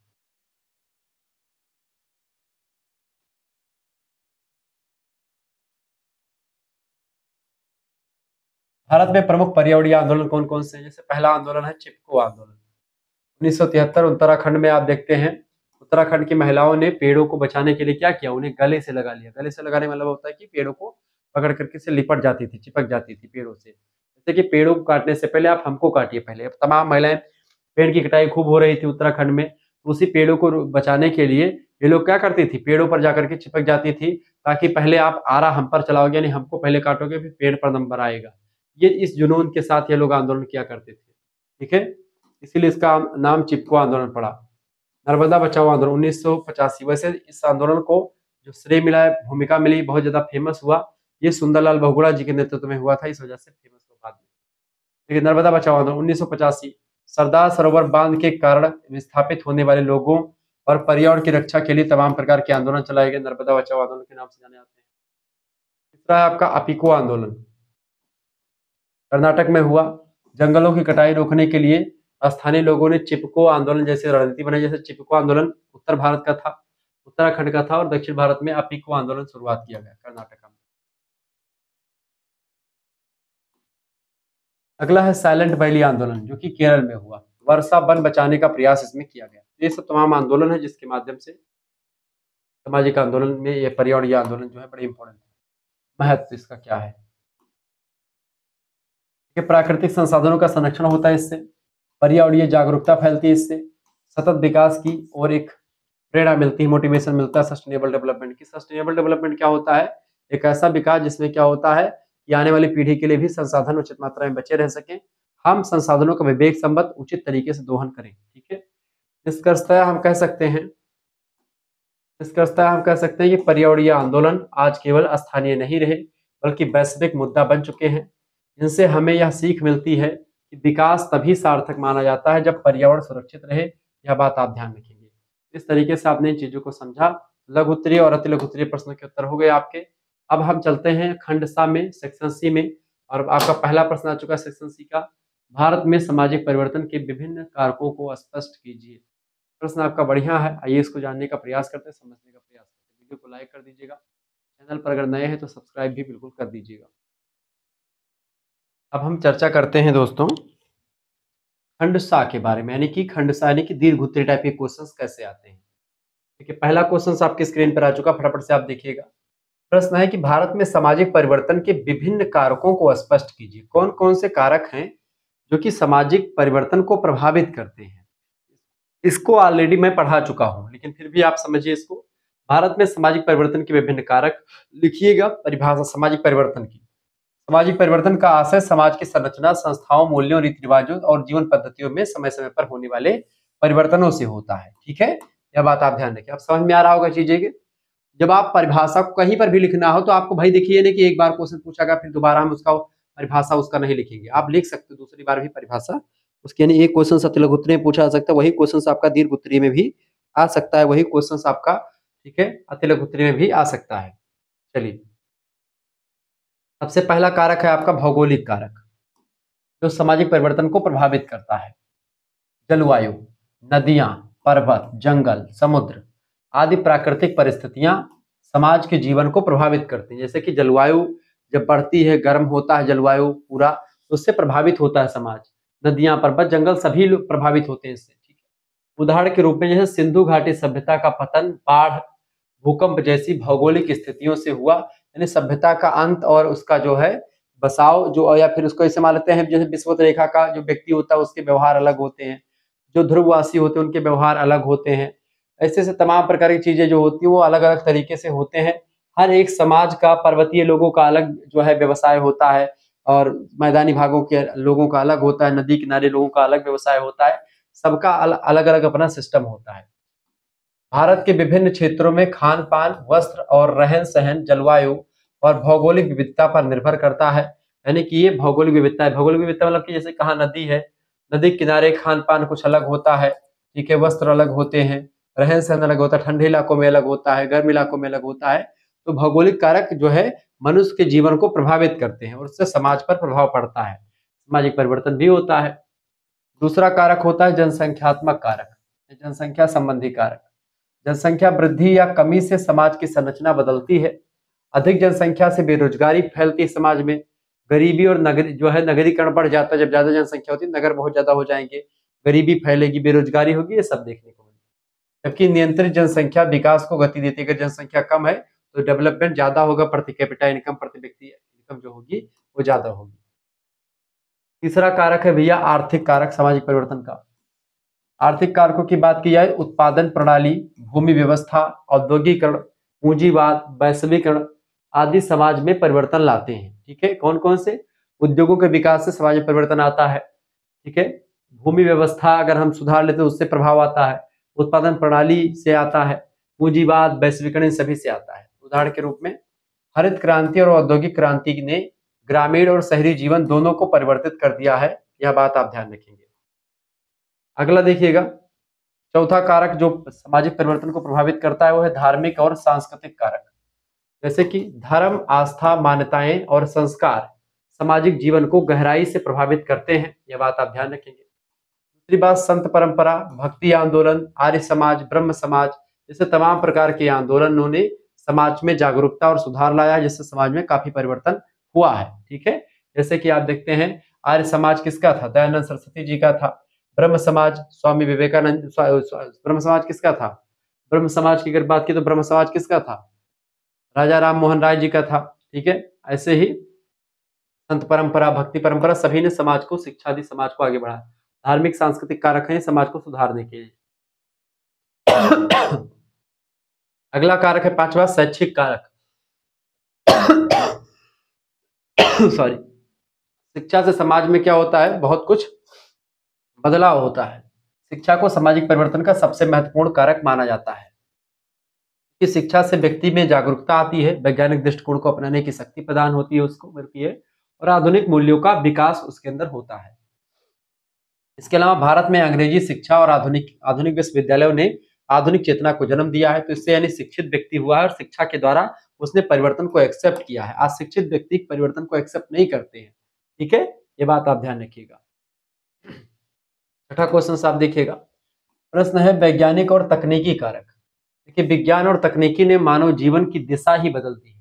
जैसे कंप्यूटर ने पूरा सिस्टम बदल दिया है, इंटरनेट के माध्यम से, मोबाइल, परिवहन, चिकित्सा के विकास से आज जो पहले आप देखते थे जो है सब कुछ अलग सिस्टम था, आज सब अलग हो चुका है। तो इन सभी के विकास से ही हुआ है।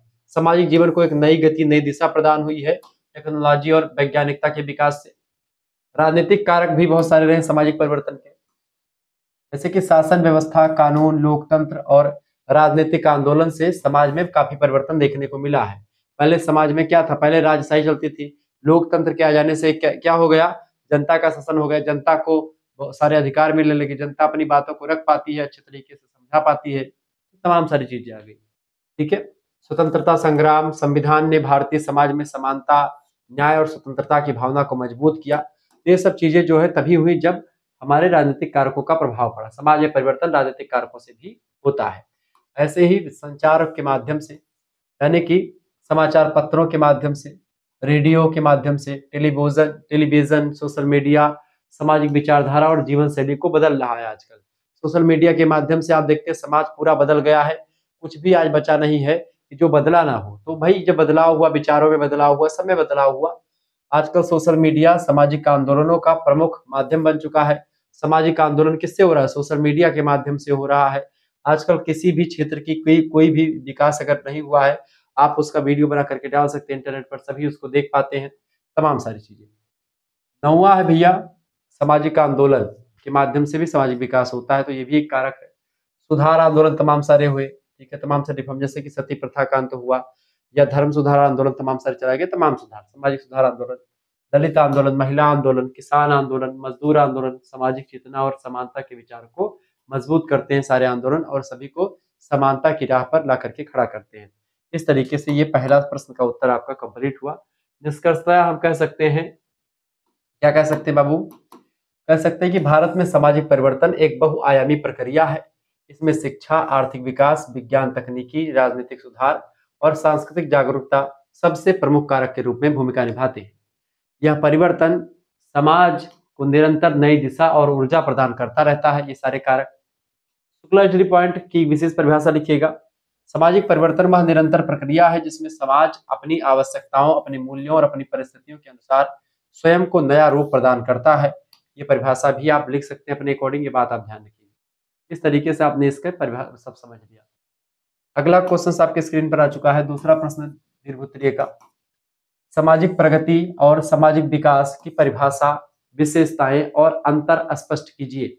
यह प्रश्न आप देखिए। अब ये सब आपको मिल जाएगा, आपको अपने यूट्यूब चैनल पर वीडियोस तो मिल ही जाएंगे, लेकिन इसका जो पीडीएफ है सभी ऐसे ही 4-5 मॉडल पेपर, मतलब 5 मॉडल पेपर कम से कम, चैप्टर वाइज क्लास की PDF notes, model paper revision class, objective type के क्वेश्चन पेपर, मॉडल पेपर, सब कुछ आपको, प्रीवियस ईयर क्वेश्चन पेपर, सब कुछ आपको मिलेगा अगर आप हमारे साथ जुड़ते हैं तो। ठीक है, कैसे जुड़ना है आपको मैंने आपको बता रखा है ऑलरेडी, कैसे जुड़ना है बेटा। आपको जुड़ना, अगर हम हमारे साथ आपको जुड़ना है तो एसएमएस कीजिए 9161936062। इसी नंबर पर आपको क्या करना है, इसी नंबर पर आपको व्हाट्सएप पर एसएमएस करना है अपना नाम, अपने यूनिवर्सिटी का नाम, अपने सब्जेक्ट के नेम और आपके सेमेस्टर में, थर्ड सेमेस्टर में अपने सेमेस्टर का नाम लिख करके भेज दीजिएगा। मात्र 100 रुपए फीस जमा कर दी, एक स्कैनर में भेजोगे, जैसे आप व्हाट्सएप पर एसएमएस करेंगे ये चीजें आपके पास एक स्कैनर भेजेंगे, क्यूआर कोड, उसी क्यूआर कोड पर 100 रुपए फीस आपको जमा कर देनी है। आपको व्हाट्सएप ग्रुप से जुड़ जाएगा, वहां पर आपको live class, video lecture, PDF note सब कुछ मिलेगा, प्रीवियस ईयर क्वेश्चन पेपर साल फार्म में मिलेगा, सभी विश्वविद्यालयों के लिए वैध सिलेबस है, सब कुछ आपको मिलेगा। कहीं पर आपको किताब खरीदने की या ना सीरीज खरीदने की जरूरत भी नहीं पड़ेगी अगर आप हमारे कोर्स को ज्वाइन करते हैं तो। तुरंत एसएमएस करके हमारे कोर्स से ज्वाइन हो जाए। ठीक है, चलिए आगे बढ़ते हैं। दूसरा क्वेश्चन आपकी स्क्रीन पर आ चुका बेटा। प्रश्न क्या है, सामाजिक प्रगति और सामाजिक विकास की परिभाषा दीजिए और अंतर स्पष्ट कीजिए। सामाजिक प्रगति, सबसे पहले समझते हैं सामाजिक प्रगति क्या, सोशल प्रोग्रेस। देखिए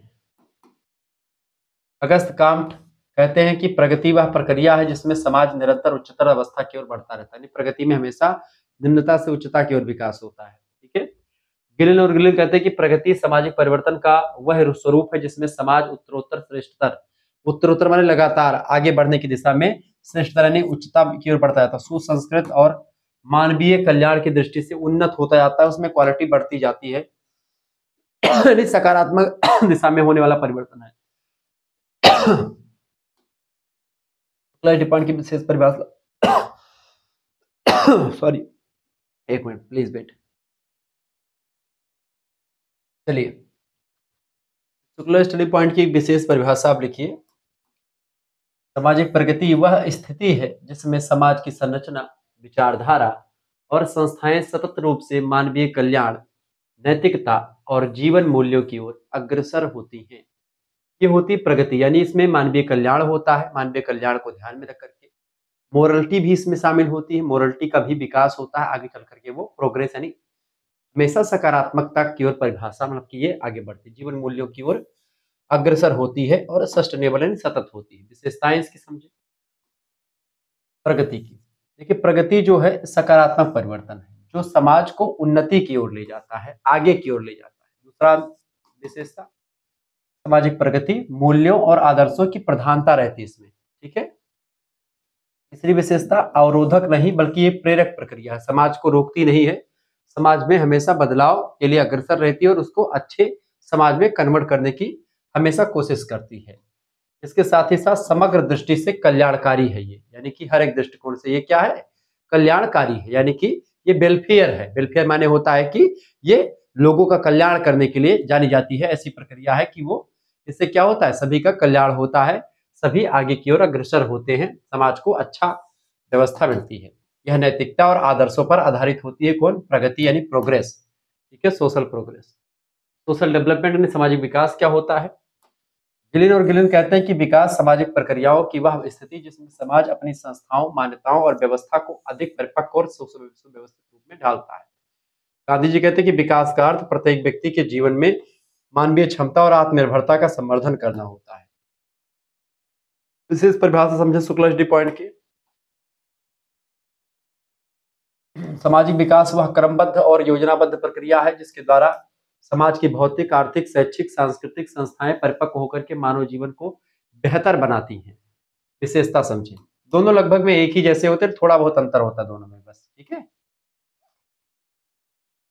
विशेषता, सामाजिक परिवर्तन मतलब सामाजिक विकास की, इसमें यह निरंतर और क्रमिक प्रक्रिया है। सामाजिक डेवलपमेंट, सोशल डेवलपमेंट, समाज की संस्थाएं और संरचना परिपक्व होती है। इसमें सकारात्मक और नकारात्मक दोनों प्रकार का भी ये हो सकता है, ठीक है। सामाजिक विकास जो होता है, बेसिकली सामाजिक विकास में कुछ नकारात्मकताएं हो सकती है, लेकिन प्रगति में हमेशा पॉजिटिविटी ही होती है, ठीक है। इसका प्रभाव समाज के सभी पहलुओं जैसे आर्थिक, शैक्षिक, सांस्कृतिक प्रभाव पर पड़ता है। यह नियोजित परिवर्तन भी हो सकता है, यानी कि इसका एक प्लान भी होता है, प्लान के तहत जो है विकास किया जाता है। सामाजिक प्रगति और उद्विकास में अंतर देखिए। उद्विकास कहे तो उद्विकास ही समझ लीजिए। उद्विकास बेसिकली यहाँ पर उद्विकास है तो सामाजिक प्रगति और उद्विकास में अंतर पूछा सकता है। सामाजिक विकास और प्रगति एक जैसे हैं, उद्विकास समझ लीजिए, तो इसमें अंतर हो सकता है, समझिए। सामाजिक प्रगति समाज का नैतिक और सांस्कृतिक उत्थान करती है, बिल्कुल करती है, जबकि सामाजिक उद्विकास समाज का संस्थागत और संरचनात्मक उत्थान करता है। यानी यह क्या करती है, प्रगति समाज का नैतिक और सांस्कृतिक उत्थान करती है, संस्कृति और मोरलिटी जो होती है वो आगे, वह कल्चरल चीजें अच्छी बनती है और नैतिकता आगे बढ़ती है, जबकि ये संस्था को एकदम से उच्च क्वालिटी का बनाता है, जहां से संस्कृति और नैतिकता निकलती हैं, उन संस्थाओं को बेहतर बनाता है सामाजिक उद्विकास या विकास। जबकि सामाजिक जो प्रोग्रेस होता है वो बस केवल नैतिकता और सांस्कृतिक जो उत्थान है उसको, उस पर ध्यान देता है, ये पूरी संस्था को ही बदलने का प्रयास करता है सामाजिक विकास। सामाजिक प्रगति को हमेशा श्रेष्ठ और सकारात्मक परिवर्तन माना जाता है, जबकि सामाजिक उद्विकास में सकारात्मक और नकारात्मक दोनों परिवर्तन संभव हो जाते हैं। सामाजिक उद्विकास का ही बारे में यहाँ पर उद्विकास ही क्वेश्चन मैंने रखा था, विकास जो है हटा दीजिएगा, ठीक है, सामाजिक उद्विकास ही है। सामाजिक प्रगति में आदर्श और मूल्यों का महत्व रहता है, जबकि सामाजिक उद्विकास में संरचना, नियम और संस्थाओं की परिपक्वता पर बल दिया जाता है। उद्विकास जानते हैं क्या, जैसे कि आदिमानव से लेकर प्रोग्रेस एक छोटी प्रक्रिया है, जबकि उद्विकास एक लंबी प्रक्रिया है, धीरे धीरे चलने वाली प्रक्रिया है। जैसे आदिमानव से लेकर के हमें वर्तमान मनुष्य तक पहुंचने की जो प्रक्रिया है वो कौन सी प्रक्रिया है, वह प्रक्रिया उद्विकास की प्रक्रिया है, ठीक है। यानी उद्विकास की प्रक्रिया जो होती है वह लंबी प्रक्रिया होती है, बहुत दूर तक, बहुत एक दीर्घकालिक प्रक्रिया होती है, लंबे समय तक चलने वाली प्रक्रिया है, जबकि जो प्रगति है वो क्षणिक परिवर्तन भी हो सकता है, ठीक है, ये बात आप ध्यान रखेंगे। चौथा अंतर देखिएगा, सामाजिक प्रगति प्रेरक और उन्नति की ओर अग्रसर होती है, जबकि सामाजिक उद्विकास धीमी और क्रमिक प्रक्रिया के रूप में आगे बढ़ता है। बिल्कुल, सामाजिक प्रगति समाज के सांस्कृतिक और नैतिक पक्ष पर केंद्रित होती है, जबकि सामाजिक विकास समाज के संस्थागत और संरचनात्मक पक्ष को विकसित करता है। इस तरीके से आपने इसके अंतर को भी देख लिया। निष्कर्षतः हम कह सकते हैं कि सामाजिक प्रगति और सामाजिक विकास दोनों ही सामाजिक परिवर्तन के आवश्यक पक्ष हैं। जहां प्रगति समाज को नैतिक और आदर्श दृष्टि से उच्चतर बनाती है, वही विकास या उद्विकास समाज को आर्थिक, सांस्कृतिक और संस्थागत रूप से परिपक्व बनाता है। दोनों मिलकर के समाज की उन्नति और मानव कल्याण सुनिश्चित करते हैं। यह बात आप ध्यान रखिएगा। चलिए, तीसरा प्रश्न आपके स्क्रीन पर आ चुका है। सामाजिक आंदोलन की अवधारणा और इसकी विशेषताएं और इसके प्रकार को भी बताइए, यानी कि ये दीर्घ उत्तरीय का प्रश्न है। पहले हेडिंग लगेगी सामाजिक आंदोलन की अवधारणा। देखिएगा, सामाजिक आंदोलन, सोशल मूवमेंट, समाज शास्त्र का अत्यंत महत्वपूर्ण विषय है। जब समाज के किसी वर्ग या समूह को क्या होता है, जब समाज के किसी वर्ग या समूह को यह अनुभव होने लगता है कि उसकी सामाजिक, आर्थिक यानी सोशल, इकोनॉमिकल, पॉलिटिकल या कल्चरल आवश्यकताएं पूरी नहीं हो रही हैं, उसको आर्थिक आवश्यकताएं उसकी नहीं पूरी हो पा रही है, राजनीतिक, सामाजिक या सांस्कृतिक इच्छाएं उसकी पूरी नहीं हो पा रही हैं, ऐसी स्थिति में वह संगठन, वह समूह अपने हितों की पूर्ति के लिए क्या करता है? तब वह अपने असंतोष को व्यक्त करने और परिवर्तन की दिशा में संगठित प्रयास करता है। तब उनका एक संगठन आता है, एक आंदोलन करता है। यही प्रयास धीरे धीरे से एक सामाजिक आंदोलन बन जाता है अपनी जो है आवश्यकता की पूर्ति के लिए। सरल शब्दों में कहें तो सामाजिक आंदोलन वह प्रक्रिया है जिसमें लोग सामूहिक रूप से एक उद्देश्य की प्राप्ति के लिए इकट्ठा होते हैं, किसी व्यवस्था या परंपरा में परिवर्तन लाने अथवा उसका विरोध करने के लिए, ठीक है, और संगठित होकर के क्या करते हैं? संघर्ष करते हैं और अपने जो उद्देश्य है उसको पूरा करते हैं। विभिन्न समाजशास्त्रियों के द्वारा इसकी परिभाषाएं दी गई हैं। परिभाषाओं को समझने का प्रयास करते हैं। मैकाइबर और पेज कहते हैं सामाजिक आंदोलन की परिभाषा को देते हुए कि सामाजिक आंदोलन सामाजिक असंतोष की संगठित अभिव्यक्ति है जिसका उद्देश्य सामाजिक जीवन की कुछ स्थितियों में परिवर्तन करना होता है। हर्बर्ट ब्लूमर कहते हैं कि सामाजिक आंदोलन सामूहिक उद्वेलन है जिसमें लोग किसी उद्देश्य को प्राप्त करने के लिए एकजुट होते हैं, कोई उद्देश्य होता है उसको प्राप्त करने के लिए इकट्ठा होकर के संघर्ष करते हैं, ठीक है, गतिविधियां करते हैं। न्यूमैन कहते हैं कि सामाजिक आंदोलन सामाजिक गतिविधि होती है जो असंतोष और असहमति की जमीन पर पनपती है और सामाजिक परिवर्तन की ओर अग्रसर होती है। इन परिभाषाओं को मैंने सरल शब्दों में लिख करके रखा है ताकि आपको परेशानी ना हो, चूंकि अंग्रेजी में परिभाषाएं सब लिखी होती है, इनको हिंदी में सरल भाषा में लिख करके आपको समझाना होता है। शुक्ला स्टडी पॉइंट की एक विशेष परिभाषा समझें। सामाजिक आंदोलन समाज में असंतोष और परिवर्तन की चेतना का संगठित स्वरूप होता है जो व्यक्तियों को व्यक्तिगत हितों से ऊपर उठा करके सामूहिक उद्देश्य की प्राप्ति के लिए प्रेरित करता है, ठीक है, व्यक्तिगत उद्देश्य नहीं इसमें बल्कि एक समूह का हित शामिल होता है। उसी उद्देश्य की पूर्ति के लिए सभी इकट्ठा होकर के आंदोलन करते हैं, ठीक है, ये बात ध्यान रखिएगा। अगला प्रश्न, सॉरी अगला हेडिंग आप डालिएगा, सामाजिक आंदोलन की विशेषताएं, कैरेक्टरिस्टिक्स ऑफ सोशल मूवमेंट। सामाजिक आंदोलन की क्या विशेषताएं हो सकती है, क्योंकि प्रश्न में ये भी पूछा गया है। प्रश्न में विशेषता पूछा गया है, अर्थ परिभाषा यानी कॉन्सेप्ट पूछा गया था, तो समझ लिया अवधारणा में मीनिंग एंड डेफिनेशन दोनों शामिल होती है। हमने अर्थ और परिभाषा को समझ लिया, अब इसके प्रकार को आगे चलकर समझना, इसकी विशेषताओं को इससे पहले समझते हैं। ये सब क्वेश्चंस के अंग हैं। देखें, सामूहिक प्रकृति, सामाजिक आंदोलन व्यक्तिगत नहीं होता है बल्कि समूहगत प्रयास होता है, सभी लोग मिल करके करते हैं, इसमें बड़ी संख्या में लोग शामिल होते हैं, तो पहली विशेषता इसकी ये होगी। दूसरी विशेषता इसकी ये है सामाजिक आंदोलन की उद्देश्यपूर्ण यानी गोल ओरिएंटेड होता है, इसमें एक उद्देश्य होता है, उसी उद्देश्य की पूर्ति के लिए सब इकट्ठा होकर के काम करते हैं, ठीक है, ये बात आप ध्यान रखेंगे। यानी इसका एक स्पष्ट लक्ष्य होता है, जैसे समानता, स्वतंत्रता, अधिकार या किसी परंपरा का उन्मूलन करने के लिए हम आंदोलन करते हैं, ठीक है, स्वतंत्रता प्राप्ति के लिए, समानता के लिए, या फिर अधिकार प्राप्त करने के लिए, या फिर किसी परंपरा को भगाने के लिए, किसी परंपरा को खत्म करने के लिए। तीसरी विशेषता संगठित स्वरूप, आंदोलन ढीली ढाली गतिविधि नहीं होती है बल्कि संगठन और नेतृत्व के साथ चलता है। इसमें संगठन और नेतृत्व पावरफुल होना चाहिए। अगर नेता संगठन मतलब आंदोलन का मुखिया बड़ा अच्छा है तो आंदोलन काफी अच्छा माना जाता है और सफल भी होता है। चौथी बात, निरंतरता, यह अस्थायी विरोध या हड़ताल नहीं होती है कि भाई 10 दिन के लिए बैठे फिर हट गए, ये बल्कि लंबे समय तक चलने वाली प्रक्रिया है। आंदोलन एक दो दिन 10 दिन का नहीं होता है, एक लंबी प्रक्रिया के द्वारा जो है चलता रहता है। पांचवी विशेषता परिवर्तनशीलता। इसका मुख्य उद्देश्य है समाज में परिवर्तन लाना या परिवर्तन का विरोध करना। कभी कभी सामाजिक आंदोलन के माध्यम से सामाजिक परिवर्तन का समर्थन भी किया जाता है, कभी कभी उसका विरोध भी किया जाता है। ठीक है, या परिवर्तन लाने के लिए भी आंदोलन किए गए तमाम से। विचारधारा आधारित, देखिए प्रत्येक आंदोलन के पीछे कोई ना कोई विचारधारा होती है। जैसे कि समानता को लेकर के हो सकता है आंदोलन किया गया हो, समानता ना मिली हो तो समानता दिलवाने के लिए, जातिगत कोई भेदभाव हो उसको खत्म करने के लिए हो सकता है, महिलाओं की स्वतंत्रता को लेकर के आंदोलन हो सकते हैं। ऐसे तमाम प्रकार के आंदोलन आगे चल करके आपको देखने को मिलेंगे। मैं चीजों को आपको समझाऊंगा, ठीक है। तो परेशान बिल्कुल भी आपको नहीं होना है, बहुत ही बारीकी के साथ चीजें समझ में आ रही होंगी। सातवां विशेषता सामाजिक असंतोष पर आधारित है। आंदोलन तभी पनपता है जब समाज के किसी हिस्से में असंतोष फैलता है, ठीक है। और जब असंतोष वाला समाज जो है वही आंदोलन करता है। सकारात्मक या नकारात्मक दोनों दिशा इसकी हो सकती है। कुछ आंदोलन समाज में क्या करते हैं, सुधार करते हैं और विकास करते हैं समाज का, जैसे उसको सकारात्मक आंदोलन कहते हैं। और जो आंदोलन समाज में जो है विरोधी आंदोलन होते हैं वो विनाशकारी होते हैं और विरोधी होते हैं वो नकारात्मक कहे जाते हैं, ठीक है, जो समाज में निगेटिव इफेक्ट डालते हैं। सामाजिक आंदोलन कई प्रकार के होते हैं, तो हेडिंग डालिएगा सामाजिक आंदोलन के प्रकार, क्योंकि प्रश्न आपसे परीक्षा में यही पूछा गया था कि तीनों प्रश्न। सामाजिक आंदोलन के प्रकार, टाइप्स ऑफ सोशल मूवमेंट।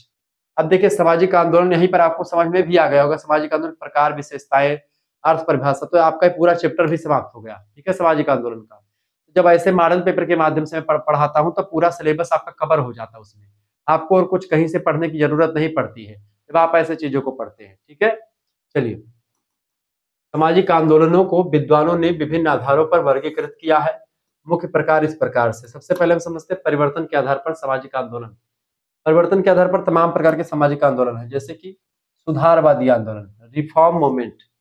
उद्देश्य इसका होता है समाज की वर्तमान व्यवस्था में आंशिक परिवर्तन ला करके समाज का सुधार किया जाए, समाज में जो गड़बड़ी है उसको मिटाया जाए।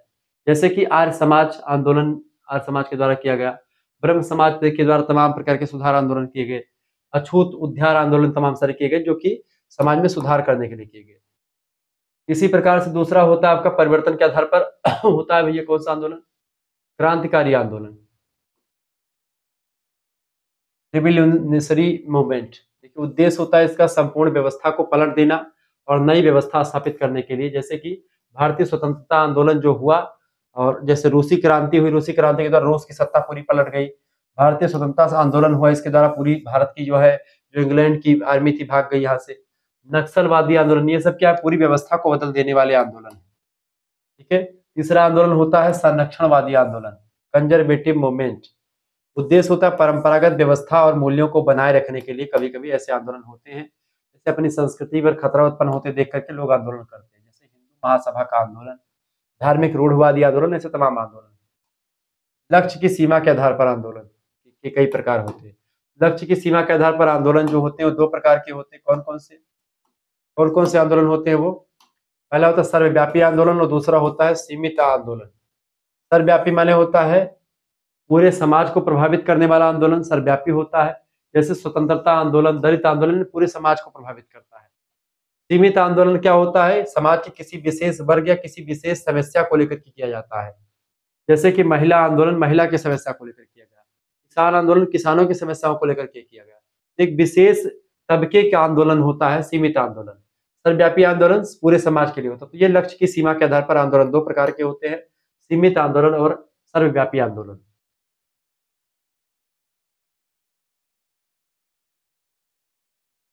अगला है आपका तीसरा आधार, गति और अवधि के आधार पर। अवधि माने समय और गति माने कि अब बदलाव की जो दिशा है गति है वो। पहला होता है अल्पकालिक आंदोलन और दूसरा होता है दीर्घकालिक आंदोलन। देखिए सीमित उद्देश्य और जल्दी समाप्त हो जाते हैं जो उसको अल्पकालिक आंदोलन कहते हैं, जैसे कि किसी विशेष कानून के विरोध में आंदोलन होता है, कानून वापस ले लिया जाता है संविधान के मतलब कि वहाँ संसद के द्वारा, और उसके बाद में फिर वह आंदोलन सफल मान जाता है और फिर उसको बंद कर दिया जाता है। दूसरा होता है दीर्घकालीन आंदोलन, लंबे समय के, लॉन्ग टर्म मूवमेंट, पीढ़ी दर पीढ़ी चलने वाले आंदोलन, जैसे कि दलित चेतना आंदोलन, महिला सशक्तिकरण आंदोलन। ये लगातार कई पीढ़ियों से चलते आ रहे आंदोलन है और अब जाकर के गाड़ी पटरी पर आ चुकी है, ठीक है, ये बात आप ध्यान रखेंगे। अगला आंदोलन का प्रकार, उद्देश्य की दिशा के आधार पर आंदोलन भी कई प्रकार के होते हैं, जैसे कि पहला आधार है आपका सकारात्मक आंदोलन यानी पॉजिटिव आंदोलन, दूसरा होगा नकारात्मक आंदोलन। ठीक है, समाज में सुधार करना हुआ, विकास करना और नई चेतना का निर्माण करने के लिए जो आंदोलन किए जाते हैं वो सकारात्मक आंदोलन होते हैं, पॉजिटिव मूवमेंट होते हैं। जैसे कि स्वतंत्रता संग्राम हुआ, शिक्षा का प्रसार प्रसार हुआ, ऐसे आंदोलन जो हैं ये सकारात्मक आंदोलन होते हैं उद्देश्य की दिशा में। दूसरा होता है आपका नकारात्मक आंदोलन, नेगेटिव मूवमेंट, केवल विरोध करता है, विनाशकारी गतिविधियों पर आधारित होता है। जैसे कोई तोड़ फोड़ करके आंदोलन हो गया, हिंसा हो गया, चरमपंथी आंदोलन हो गया, तो ये सब आंदोलन जो है बेसिकली ये आंदोलन दो प्रकार के आपके हो गए। अब और आधुनिक संदर्भ में कई प्रकार के और आंदोलन चले हैं, जैसे कि आधुनिक समाज में विशेष प्रकार के आंदोलन, जैसे कि पर्यावरणीय आंदोलन, जैसे चिपको आंदोलन, नर्मदा बचाओ आंदोलन, तो ये सब आंदोलन है जो पर्यावरण को बचाने के लिए किए जाते हैं। ठीक है, दूसरा आंदोलन है महिला आंदोलन, जैसे कि नारी मुक्ति आंदोलन हो गया, महिला सशक्तिकरण को लेकर के हो गया, महिलाओं को उनका अधिकार दिलवाने के लिए आंदोलन हो गया, तो ये सब महिला आंदोलन। तीसरा आंदोलन किसान का, किसानों की समस्याओं से संबंधित, जैसे चंपारण आंदोलन, 1980 का किसान आंदोलन, ये सब किसानों के आंदोलन है जो किसानों को उनका जो है हक दिलवाते हैं। ठीक है, ऐसे होता है छात्र आंदोलन, जेपी आंदोलन जो हो गया 1974 में, ऐसे तमाम प्रकार के छात्रों के आंदोलन आज भी चल रहे हैं। ठीक है, ये सब आंदोलन के प्रकार हैं।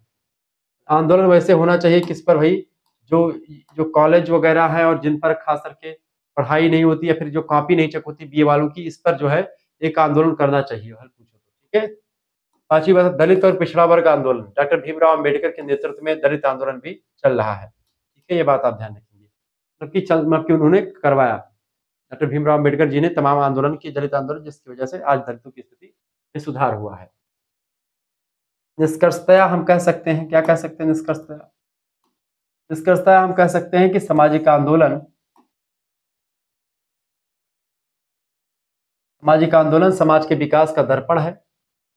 यह समाज में व्याप्त असंतोष, असमानता और शोषण को उजागर करता है कि समाज में कहाँ पर गलतियां हुई लोगों से, या कहाँ पर एक प्रकार शोषण हुआ, असमानता फैली, असंतोष है, उसी असंतोष और जो है असमानता और शोषण के विरोध में ही आंदोलन किया जाता है। उस तबके के द्वारा जिसके खिलाफ असंतोष है, जिसमें असंतोष है, जिसके खिलाफ असमानता जिसको महसूस होती है, तथा सामूहिक चेतना को संगठित कर समाज को नई दिशा देता है।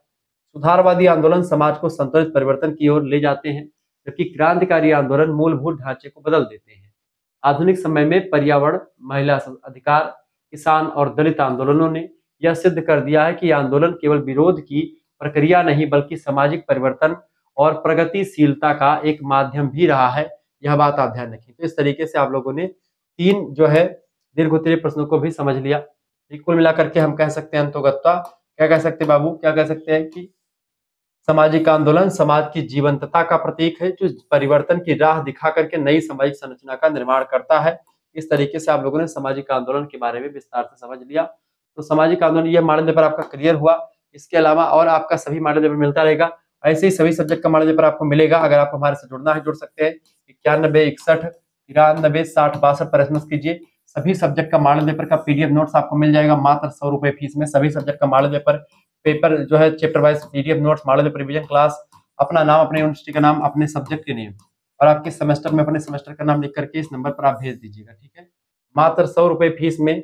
आप कैसे फीस जमा करेंगे? आपके पास एक क्यूआर कोड भेजेंगे, उसी क्यूआर पर आपको 100 रुपए फीस जमा कर देनी होगी। ये फीस आप खुद भी जमा कर सकते हो, किसी दूसरे से भी जमा करवा सकते हो। ध्यान रखेंगे। इसमें मिलेगा क्या आपको?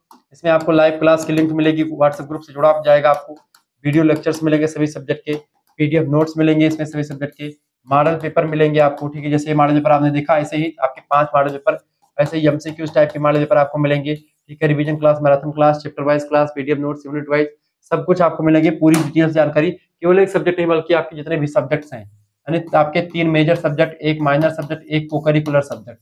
को करिकुलर जो आपका है उसके 10 प्रैक्टिस सेट कम से कम अवेलेबल करवाए जाएंगे और इस तरीके से आपकी पूरी व्यवस्था के साथ तैयारी हो जाएगी। ठीक है, आपको कहीं पर भटकने की, कहीं पर दूसरी जगह पढ़ने की जरूरत नहीं पड़ेगी। सीरीज किताब अगर आप नहीं खरीदते कोई मतलब नहीं है, तो आप आसानी से हमसे केवल हमसे जुड़ करके पढ़ सकते हैं। ठीक है, धन्यवाद। मिलते हैं फिर नेक्स्ट वीडियो। तब तक के लिए जय हिंद, जय भारत। आप सभी का बहुत बहुत धन्यवाद। हमारे साथ जुड़ने के लिए इसी प्रकार से अपना प्यार हमेशा बनाए रखेंगे। वीडियो को लाइक और चैनल को अगर सब्सक्राइब नहीं किए तो प्लीज चैनल को सब्सक्राइब कर दीजिएगा।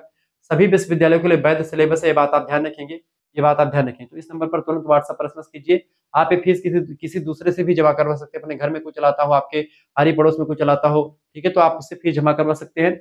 और जिसको जुड़ना होगा वही एसएमएस कीजिएगा, बिना मतलब के एसएमएस नहीं करना। ध्यान रखिएगा, आपको पीडीएफ नोट्स मॉडल पेपर कैसे मिल जाएंगे, आपको सीरीज नहीं खरीदनी पड़ेगी, ना तो किताब खरीदनी पड़ेगी, सब कुछ आपको यहीं पर मिल जाएगा। ठीक है, वीडियो को लाइक और चैनल को सब्सक्राइब जरूर करके बताएं, कमेंट करके बताएं कि और क्या चाहिए आपको। और सभी सब्जेक्ट का मिलेगा, geography, polity, Hindi, history, Sanskrit, अंग्रेजी, सब कुछ आपको मिलेगा यहाँ पर। ठीक है, चलिए बहुत बहुत धन्यवाद आप सभी का। वीडियो को लाइक, चैनल को सब्सक्राइब जरूर कर देना। धन्यवाद।